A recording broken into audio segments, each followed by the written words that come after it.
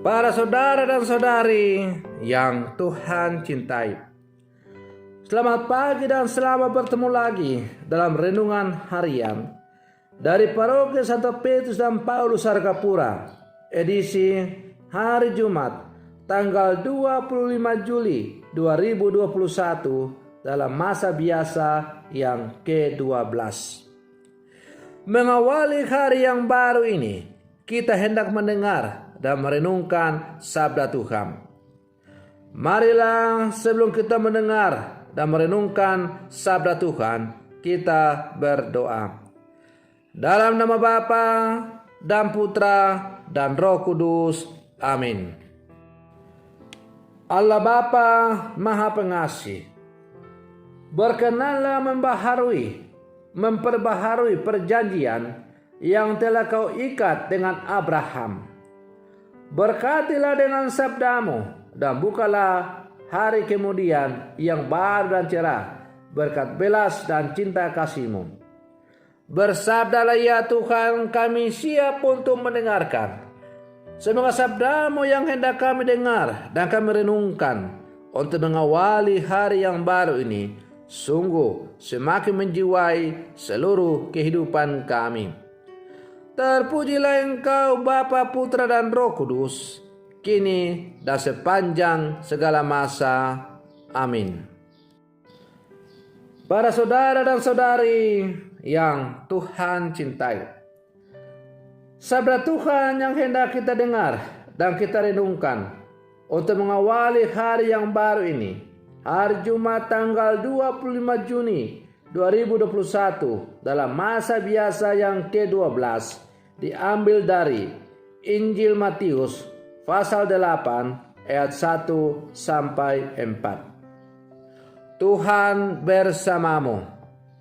Inilah Injil Tuhan kita Yesus Kristus menurut Santo Matius.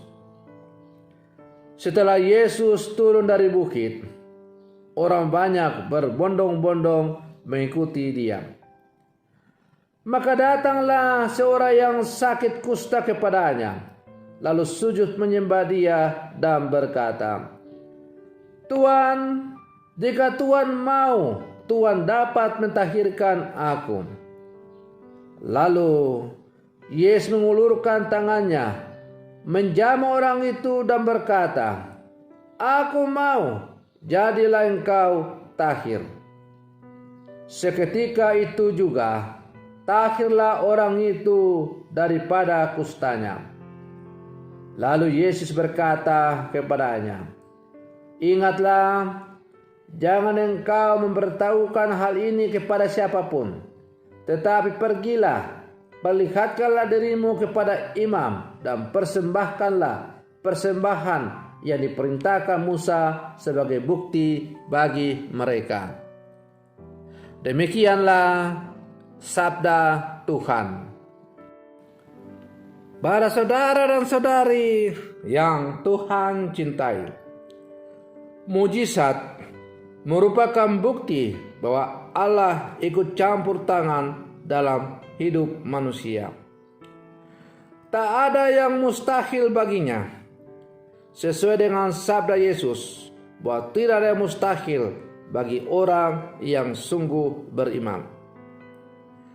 Dalam bacaan Injil yang baru saja kita dengar hari ini, kita baca atau mendengar seorang kusta yang datang kepada Yesus dan memohon agar Yesus mentahirkannya. Yesus pun mengulurkan tangannya dan orang itu pun langsung sembuh. Orang kusta yang tadinya disingkirkan masyarakat karena dipandang berdosa dan dikutuk Tuhan, kini diterima kembali dalam masyarakat. Pemulihan sakit fisik, batin dan sosial dari orang kusta ini menjadikan Yesus terkenal. Karena itu, Yesus melarang untuk menyiarkan berita ini, karena bisa saja orang salah paham tentang Yesus dan mencarinya hanya karena Yesus membuat mujizat, bukan karena beriman kepadanya. Padahal imanlah yang terpenting. Maka dalam bacaan Injil tadi kita mendengar bagaimana ungkapan iman dari orang kusta itu. Orang kusta itu berkata, "Tuan, jika Engkau mau, Tuhan dapat mentahirkan aku."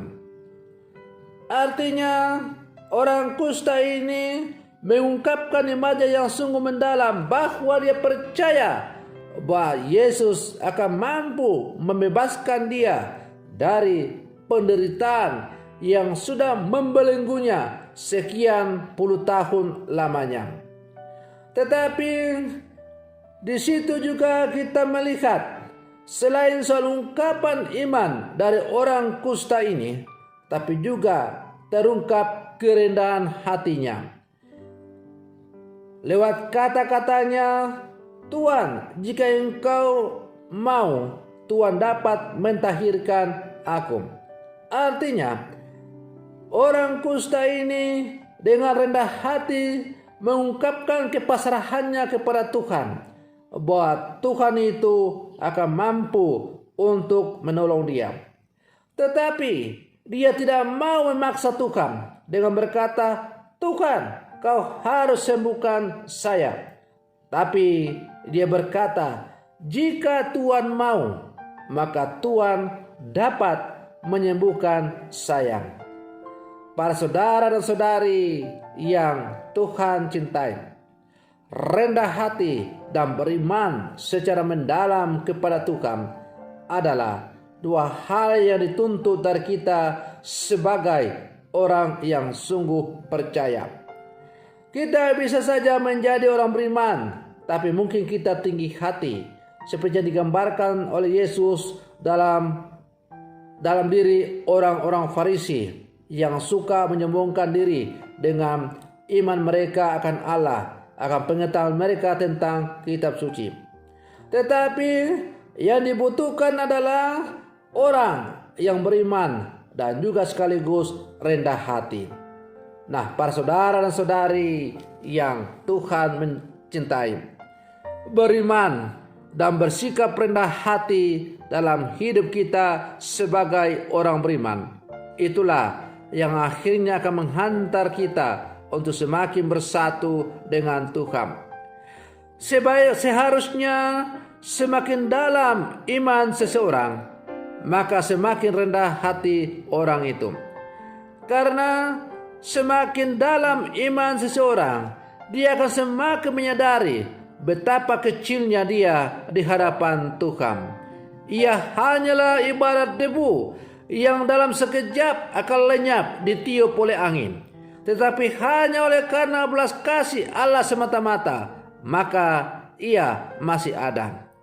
Maka kalau orang semakin beriman, maka dia akan semakin menyadari tanpa Tuhan ia tidak bisa berbuat apa-apa.